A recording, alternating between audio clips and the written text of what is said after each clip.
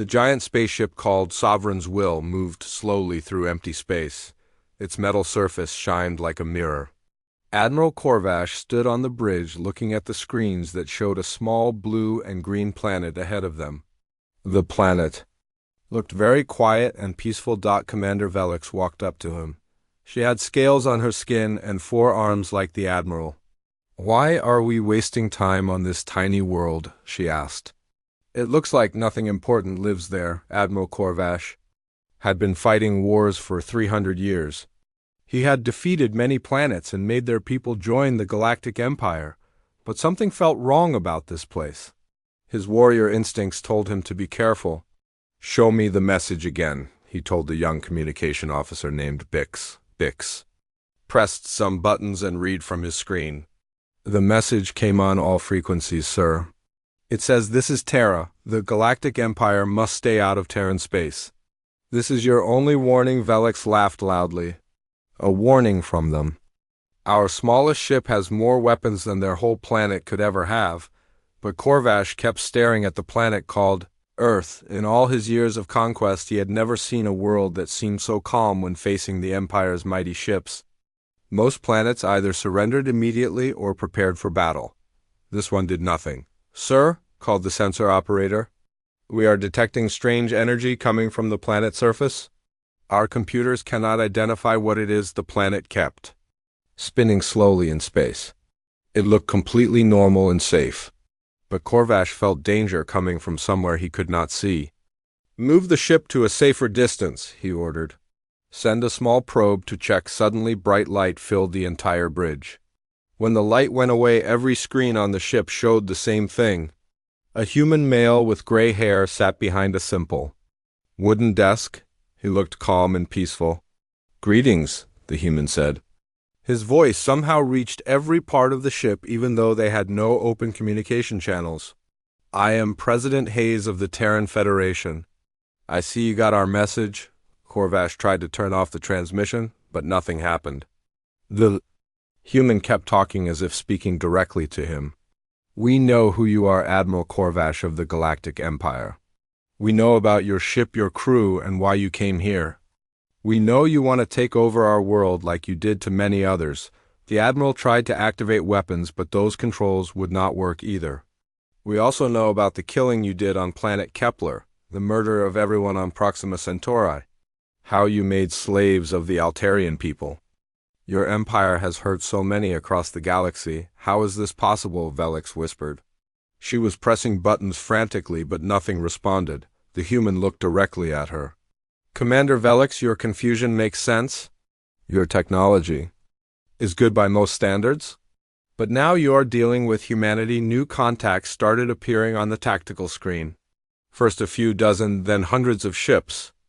They seemed to come from empty space around Earth. The ships looked different from anything in Imperial records. They were sleek and deadly and seemed to bend light around them. "You have 36 hours to leave Terran space," President Hayes said calmly. "Any Imperial ship found within 50 light years of Earth after that time will be destroyed." This is not a discussion. The transmission ended, but the human ships remained.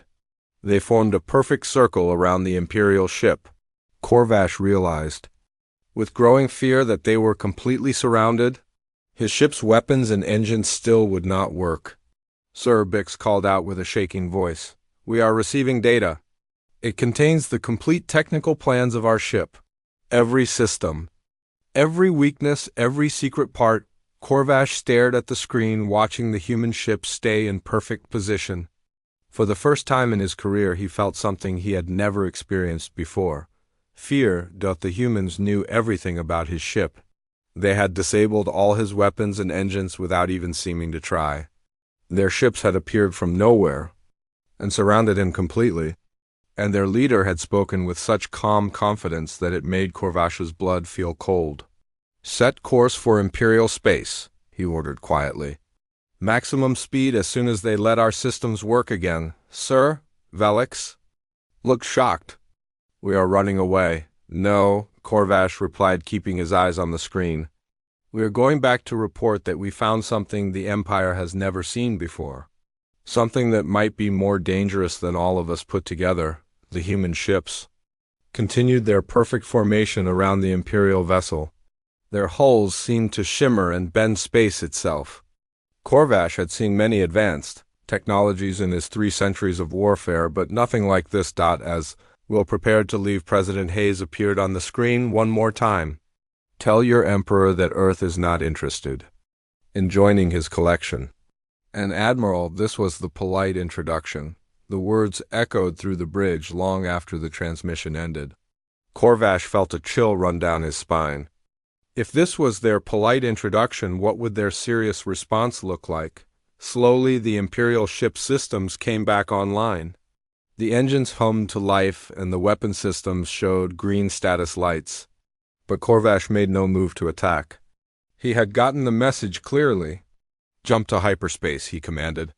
Take us home. As the Sovereign's will disappeared into the swirling tunnel of hyperspace, the human ships remained in their perfect formation around Earth, waiting and watching with the patience of beings who had all the time in the universe. Corvash stood on his bridge during the long journey home, thinking about what he would tell the Emperor. How could he explain that a single planet had made the Empire's most advanced warship as helpless as a toy?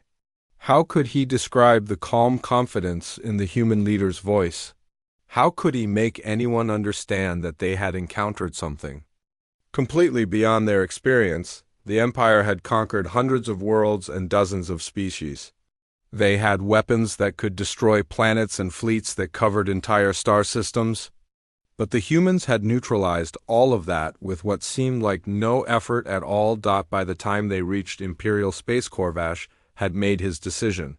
He would tell the Emperor exactly what happened. He would recommend extreme caution and suggest that perhaps the Empire should find other areas of the galaxy to expand into, but he also knew the Emperor well enough to know that his advice would probably be ignored. The Empire did not negotiate with anyone. It did not show fear or weakness. And it definitely did not back down from a challenge. As the capital world appeared on the screen, Corvash prepared himself for what would probably be the most difficult conversation of his long career. He had to convince the most powerful being in the galaxy that they had finally met their match. The Sovereigns Will docked at the Imperial station, and Corvash gathered his reports, the data on the human technology, the recordings of their conversations, the tactical analysis of their impossible ships. He walked toward the Emperor's palace, knowing that the fate of the entire Empire might depend on how well he could explain what humanity really was. Not just another primitive world to be conquered, but something far more dangerous and far more advanced than anything they had ever encountered. The war between the Empire and humanity had not yet begun, but Corvash already knew how it would end if the Emperor chose to fight. The Imperial throne room was enormous. The ceiling was so high it disappeared into shadows that seemed to move on their own. Emperor Thane sat on his massive black throne made of obsidian stone. Dark energy flowed around him like smoke.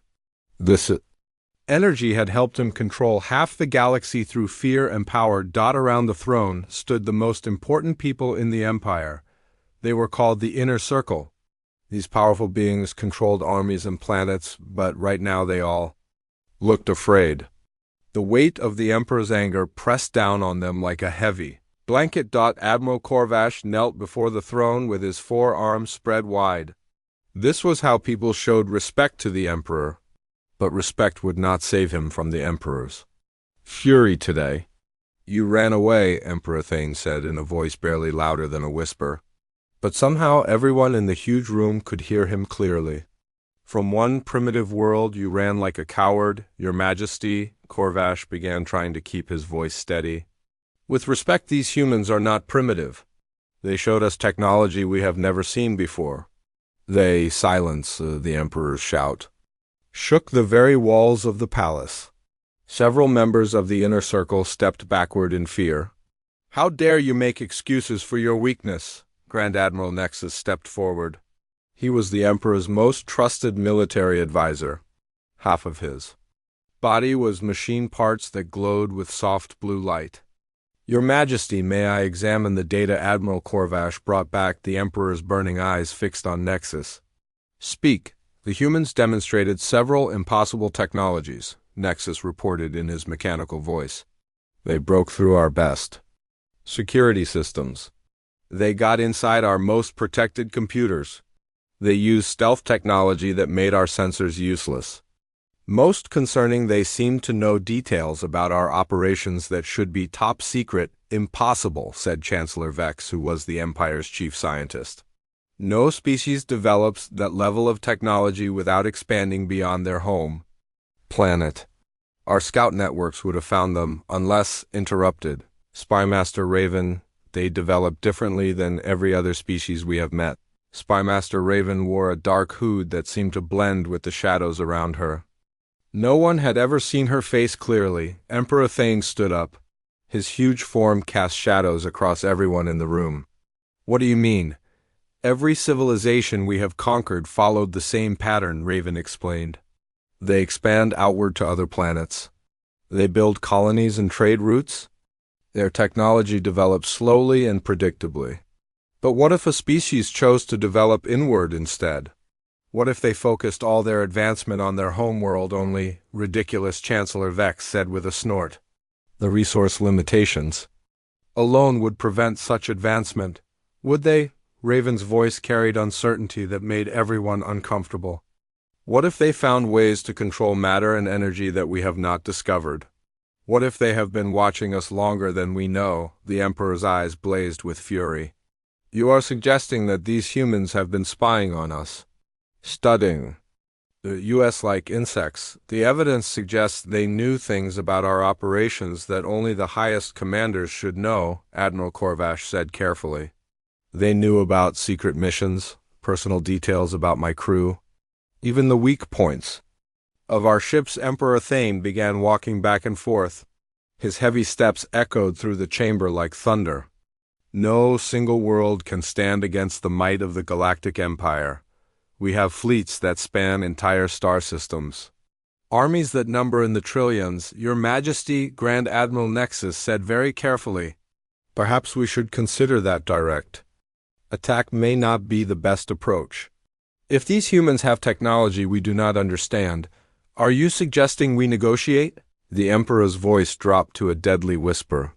That the Galactic Empire should treat these primitives as equals. I am suggesting we gather more information before we commit to a full-scale invasion, Nexus replied. We need to understand what we are dealing with. Nitrogen monoxide. The Emperor's fist crashed into the arm of his throne. The ancient black stone cracked under the impact. The Empire does not negotiate with inferior species. We conquer them, he turned to face his advisors. His presence filled the room with menace and fear. Prepare the 3rd and 7th Imperial fleets. We are going to show these humans what happens when someone defies the Galactic Empire. Your Majesty, Spymaster Raven stepped forward. What if this is exactly what they want? What if they are trying to trick us into a trap? A trap, the Emperor laughed, but there was no humor in the sound. What trap could possibly threaten the combined might of 2 Imperial fleets? We are talking about 6,000 ships, Admiral Corvash. 6,000 of the most advanced warships in the galaxy, but even as he spoke, Corvash could not forget the memory of those human ships appearing from nowhere. The way they had surrounded his vessel with such ease. The calm confidence in President Hayes' voice. The way their technology had made the Empire's most advanced ship as helpless as a child's toy. Your Majesty, he said quietly, I have served the Empire for 3 centuries. I have never retreated from battle. But I have also never encountered anything like what we found at Earth. I strongly recommend caution. The Emperor stared at him with such intensity that Corvash felt like his soul was being examined. Your advice is noted, Admiral. And ignored. He turned to Grand Admiral Nexus. You have 1 week to prepare the fleets. We are going to teach these humans about the price of defying us. As the officials began to leave, Spymaster Raven approached Admiral Corvash. Admiral, a word in private. They walked to a dark corner, where her special devices would prevent anyone from listening to their conversation. What did you really see out there? She asked quietly. Corvash looked around nervously, then leaned closer. Those ships did not just appear, Raven. They were there all along, watching and waiting. And I got the feeling that if they had wanted to destroy us, we never would have known what hit us. You think they let you escape? I think they sent a message, Corvash replied grimly. And I do not think His Majesty is going to like what they say next. Raven nodded slowly. In all her years as the Empire's master spy, she had learned to trust her instincts about danger. And right now, every instinct she had was screaming that the Empire was about to face something it had never encountered before. Keep your ships ready, Admiral, she said quietly. I have a feeling we are going to need every advantage we can get. As they left the throne room, Emperor Thane sat alone on his massive throne. The crack in the obsidian arm reminded him that even the strongest things could be broken. But he refused to believe that anything could break the Galactic Empire. He had spent his entire life building this empire. He had conquered worlds and enslaved species. He had brought order to chaos and strength to weakness.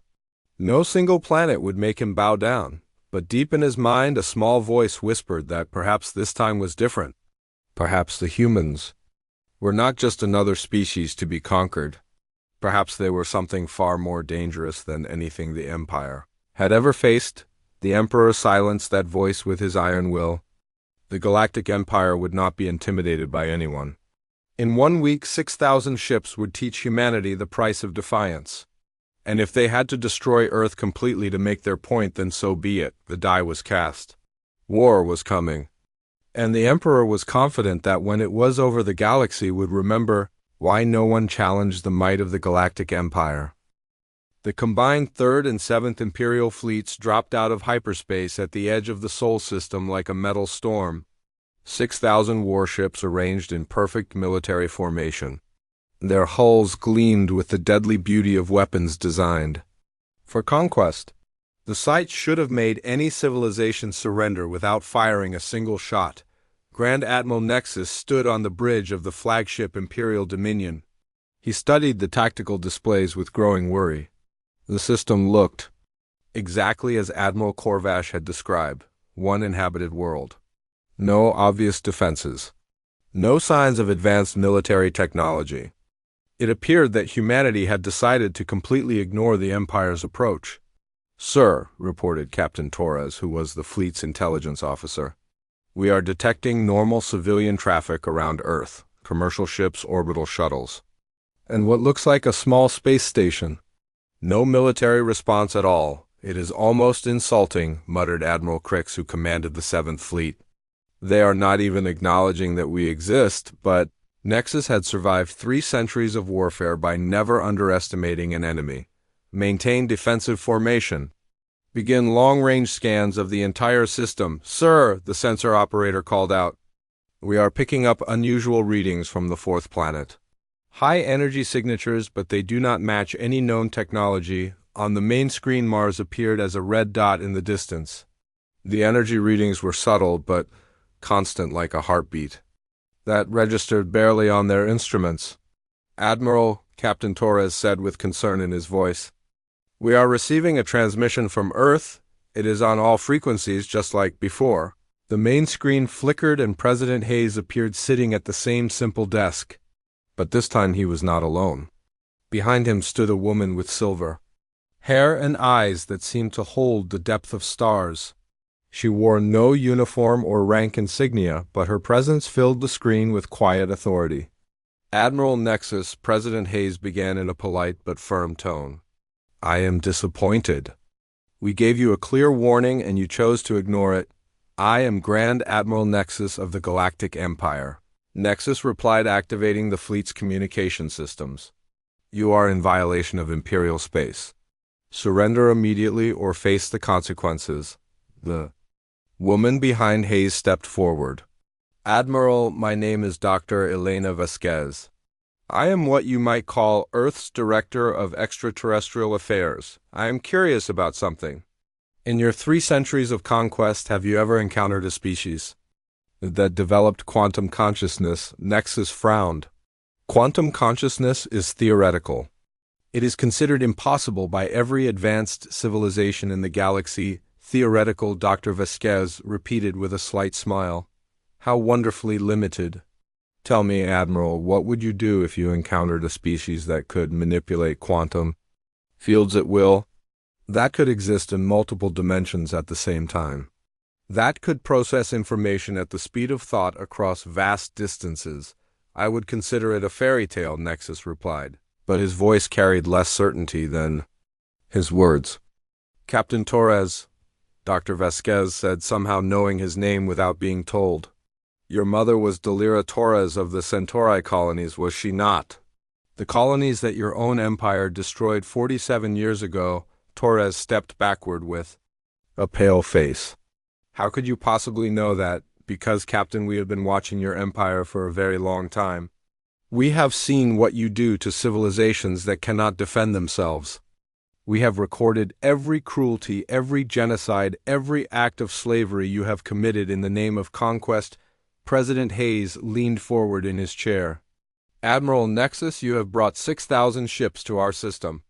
That is approximately 4 million crew members, all of whom have families and hopes and dreams. All of whom will die if you do not turn around and leave immediately. You are threatening to destroy 6,000 warships with what? Admiral Crix's voice cut through the communication. We have scanned your system. You have no fleet, no orbital defenses, no weapons capable of threatening even one of our ships, let alone 6,000. Dr. Vasquez tilted her head slightly. Admiral Crix, would you look at your tactical display, please? Every screen on every ship in the fleet suddenly showed the same image. A perfect real-time map of their formation with each ship labeled by name, class, and crew number. But more disturbing were the red dots that appeared throughout the display, marking what looked like structural weaknesses and critical system vulnerabilities. Your ships are impressive, Dr. Vasquez continued in a conversational tone, but they are designed according to principles we mastered centuries ago. Quantum entanglement communication, zero-point energy extraction, dimensional phase shifting. Your technology is like comparing a knife to a nuclear weapon. Impossible. Nexus breathed, watching as the red dots on his own ship's display highlighted the exact locations of their power cores, life support systems, and command centers. Admiral, President Hayes said with genuine sadness in his voice, you still do not understand. We are not threatening you. We are trying to save you. Save us, Nexus laughed, but it sounded forced. From what? From yourselves, Dr. Vasquez replied. You see, Admiral, we have been having a debate on Earth about what to do with the Galactic Empire. Some of us believe that any civilization capable of such systematic cruelty should be removed from the galaxy. Others argue that every species deserves a chance to evolve beyond their violent nature. The communication suddenly cut out, leaving the Imperial fleet in relative silence. But the tactical displays remained active, showing their formation and vulnerabilities with perfect clarity. Sir, the sensor operator called out with a shaking voice. I am detecting massive energy buildups throughout the system. The readings are off our charts. From where? Nexus demanded. Everywhere, sir. Mars, the asteroid belt, even the outer planets. It is like the entire solar system is waking up. Admiral Crix's voice crackled over the fleet communication system. Nexus, are you seeing this? My sensors are detecting some kind of grid network throughout the system. It is like the whole thing is one giant machine. On the main screen, space itself seemed to shimmer. The stars wavered like heat mirages, and for a moment Nexus thought he saw vast structures flickering in and out of existence. Massive constructs that made even the largest Imperial ships look like toys. All vessels, he ordered, keeping his voice steady despite the growing fear in his chest. Prepare for immediate hyperspace jump. We are leaving the system, sir, his navigation officer reported. Hyperspace engines are not responding. Neither are sublight drives. We are completely immobilized. The communication screen flickered back to life. President Hayes appeared again, but this time he was standing. Behind him, the simple office had been replaced by what looked like a vast command center filled with impossible technology. Admiral Nexus, he said quietly. You now have a choice. You can order your ships to fire on our world, which will accomplish nothing except to show us your hostile intent. Or you can listen to what we have to say. What are you? Nexus asked in a voice barely above a whisper. We are human, President Hayes replied, and we are tired of watching your empire tear apart the galaxy. The question is, are you ready to learn? Why that is going to stop. The Imperial fleet hung motionless in space like insects trapped in amber. 6,000 of the most advanced warships in the galaxy rendered completely helpless by technology they could not understand, or even detect until it was too late. Nexus stared at the impossible displays at the evidence of power that made his entire fleet obsolete. For the first time in his long career, he realized that the Galactic Empire might have finally encountered something it could not conquer, something that might conquer them instead. The Imperial fleet hung motionless in space like toys in a cosmic display. 6,000 warships rendered as helpless as children's playthings. Grand Admiral Nexus stood on his bridge watching readouts that defied every law of physics he understood. His ship's weapons were offline, their engines dead, their communication systems working only when the humans allowed it. Admiral Captain Torres reported with barely controlled panic in his voice. We are detecting some kind of energy field surrounding the entire fleet. It is not interfering with life support, but everything else is completely locked down. The main screen flickered to life, showing President Hayes standing in what appeared to be an observation deck overlooking Earth. But the planet below looked different now. Patterns of light crisscrossed the continents like a vast neural network. The oceans themselves seemed to pulse with bioluminescent activity. Admiral Nexus, President Hayes began. I think it is time you understood what you are really dealing with. Dr. Vasquez, would you explain? Dr. Vasquez stepped into view and Nexus noticed something unsettling about her appearance. Her eyes held depths that seemed to stretch beyond the physical. When she moved, there was a slight temporal displacement, as if she existed in multiple moments at the same time. Admiral, your empire operates on a simple principle: technological superiority through conquest and resource accumulation. You expand outward, strip planets, bare enslaved populations, and move on to the next target. It is efficient, predictable, and ultimately self-limiting. Nexus found his voice. We control half the galaxy. Do you? Dr. Vasquez's smile was gentle but somehow terrifying. Or do you simply occupy it? Tell me, Admiral, in all your conquests, how many species have you actually improved? How many civilizations have you elevated? How many problems have you solved? We bring order to chaos. Admiral Crix interjected over the communication system.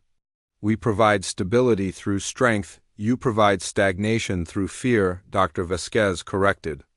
But let me show you something different. Computer display the Mars array. The view shifted, showing Mars as Nexus had never seen it before. The red planet was not just a world. It was a machine. Vast crystalline structures rose from its surface. Energy conduits crisscrossed the landscape like arteries. The entire planet seemed to be humming with power that registered on instruments that should not have been able to detect it. What is that? Torres breathed. Mars was our first experiment. In planetary consciousness, Dr. Vasquez explained. We took a dead world and gave it life.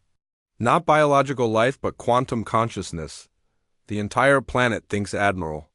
It processes information, makes decisions, creates new technologies. It has been watching your empire for over 2 centuries. Impossible. Nexus whispered. Planets do not think. Your planets do not think, President Hayes corrected. But then your species never learned to work with matter at the quantum level. You manipulate the macro scale. Ships, weapons, brute force. We learned to manipulate the fundamental structure of reality itself.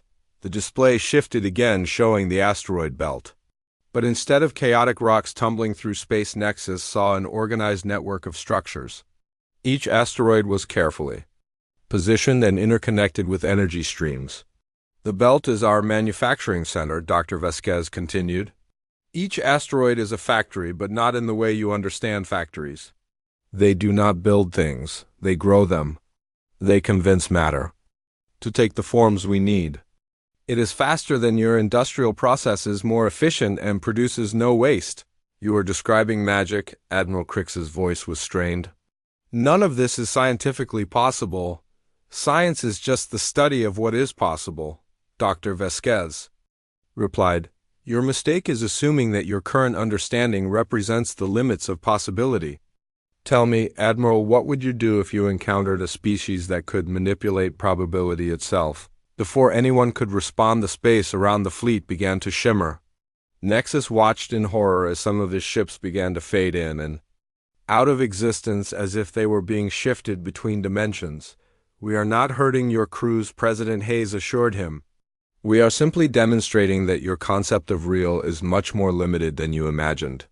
Those ships are currently existing in a parallel probability state. Their crews are safe, but they are experiencing a reality where your empire never existed. Bring them back," Nexus commanded. "Of course," Dr. Vasquez said, and the ship snapped back into full visibility.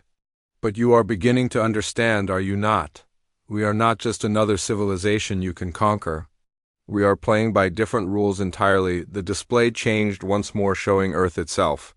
But now Nexus could see the truth. The planet was alive with impossible technology. Cities that existed in multiple dimensions at the same time. Oceans that served as massive computational systems. A population that seemed to be connected in ways that defied individual identity. "When did this start?" Nexus asked with a hollow voice. "About 800 years ago," President Hayes replied. "We nearly destroyed ourselves with nuclear weapons, environmental collapse, and social chaos. But instead of expanding outward like every other species, we chose to turn inward. We asked ourselves, what if we could remake our world? What if we could transcend the limitations of individual consciousness? What if we could become something more than human?" "And you succeeded," Nexus said. "It was not a question." "We evolved," Dr. Vasquez corrected. "We became a collective intelligence that still values individual thought. We learned to manipulate matter, energy, space, and time as tools rather than obstacles. And we have been watching your empire spread across the galaxy, like a virus consuming everything in its path." "Then why have you not stopped us before now?" Admiral Crix demanded. "Because," President Hayes said quietly, "we hoped you would learn to evolve on your own. We hoped that, at some point, your species would realize that conquest without growth is just sophisticated destruction. But you never did. You just kept expanding, kept destroying, kept enslaving." The screen split, showing images that made Nexus's blood run cold. Recorded footage of Imperial forces destroying cities, enslaving populations, strip mining entire worlds. But these were not from official records. They were from perspectives that should not have been possible, from the viewpoints of the victims themselves. "We have been recording everything," Dr. Vasquez said. "Every atrocity, every genocide, every act of cruelty your empire has committed. We have the testimony of every species you have destroyed. And we have finally decided that enough is enough. You are going to destroy us," Nexus said. "It was not a question. We are going to give you a choice," President Hayes replied. "The same choice we gave ourselves 800 years ago. You can continue on your current path, in which case we will remove you from the galaxy entirely. Or you can choose to evolve." "What does that mean?" "It means," Dr. Vasquez said, "that you can learn to become something better than what you are. We can teach you to manipulate matter at the quantum level, to think beyond individual consciousness, to create rather than destroy. But it requires giving up everything you think you know about power, about control, about what it means to be alive." The bridge fell silent except for the hum of life support systems. Nexus stared at the impossible displays, at the evidence of technology that made his entire fleet obsolete, at the choice that would determine the fate of his entire species.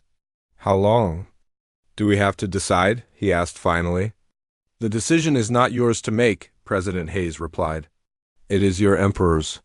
"But Admiral, I suggest you think very carefully about what you are going to tell him. Because the next time we meet it will not be for a conversation." The transmission ended, but the implications remained. Nexus stood surrounded by the most advanced military technology his civilization had ever created.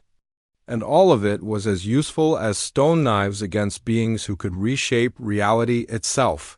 He had to return to the Emperor with news that would shake the foundations of everything the Empire believed about itself, about power, about the nature Of existence itself? The question was whether the Emperor would be wise enough to listen, or proud enough to choose destruction over transformation.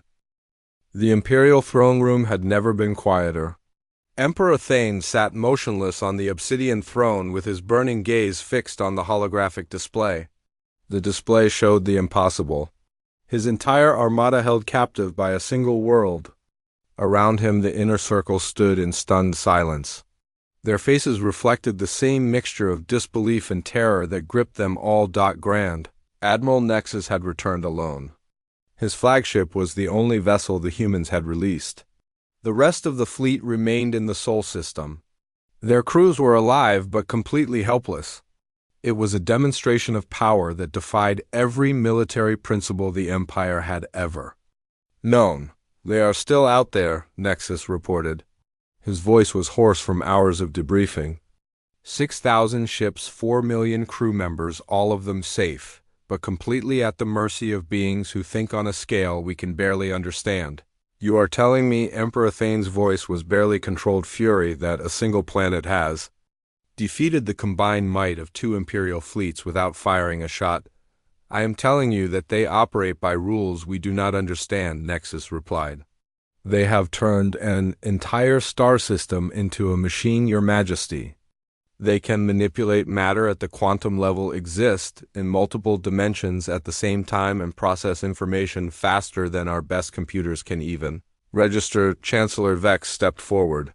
His scientific mind was struggling to process the implications. The energy requirements alone for such capabilities would require— They do not require energy, Nexus interrupted. They create it. They convinced matter to reorganize itself into whatever they need. They have transcended the limitations of traditional physics. Impossible, Spymaster Raven whispered, but her voice lacked conviction. Is it? Admiral Corvash spoke for the first time since returning to the capital. We have conquered hundreds of worlds, and every single one followed the same pattern. They developed technology, they expanded, they became predictable.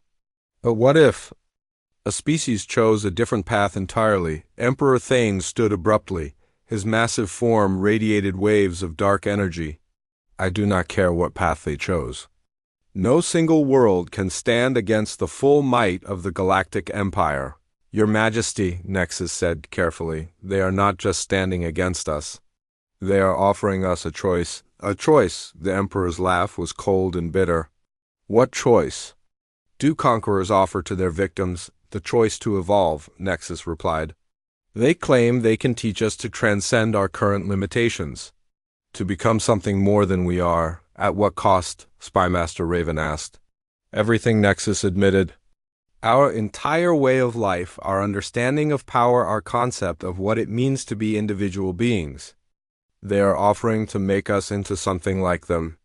A collective consciousness that can manipulate reality itself. The throne room fell silent. Finally, Chancellor Vex spoke. The scientific implications are staggering. If they truly can manipulate matter at the quantum level, then they could remake the galaxy itself. Emperor Thane finished. Turn every world into a paradise, eliminate scarcity and suffering entirely. Or turn every world into a prison, Raven countered. Collective consciousness means individual thought becomes meaningless. We would cease to be ourselves, would we? Admiral Corvash asked. Or would we become something better?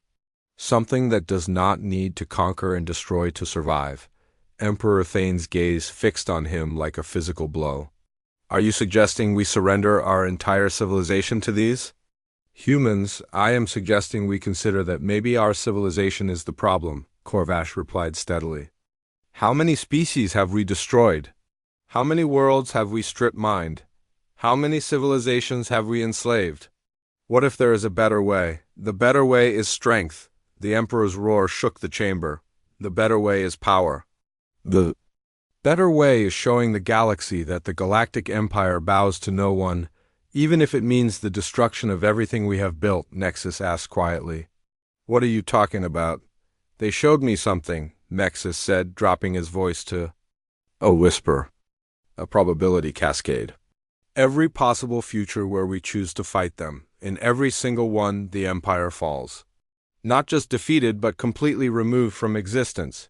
They have the power to reach backwards through time to prevent our species from ever developing space travel, to edit us out of history entirely. The silence that followed was absolute. Even the Emperor seemed to shrink back into his throne. But they also showed me the other path, Nexus continued.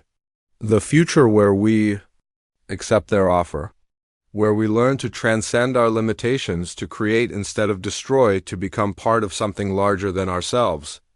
That future is beautiful beyond description. It is the death of everything we are, Raven said.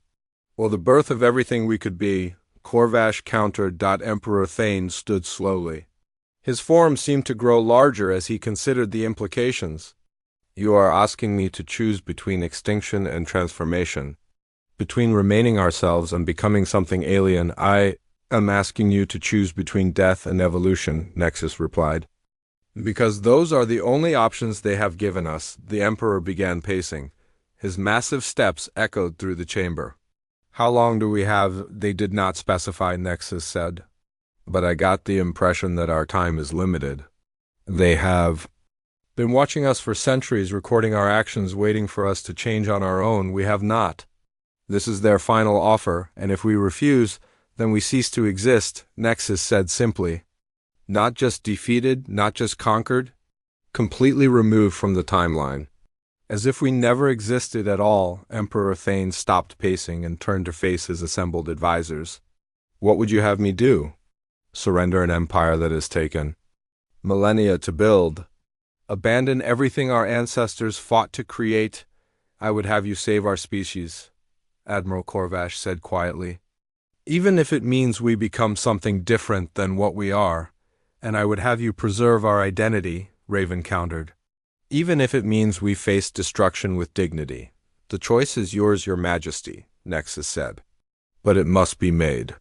Soon. They are waiting for our answer. Emperor Thane returned to his throne.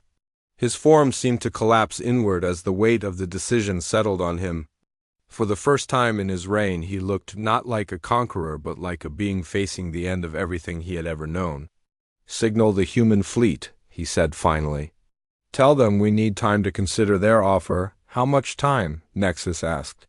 24 hours, the Emperor replied. After that we will give them our answer.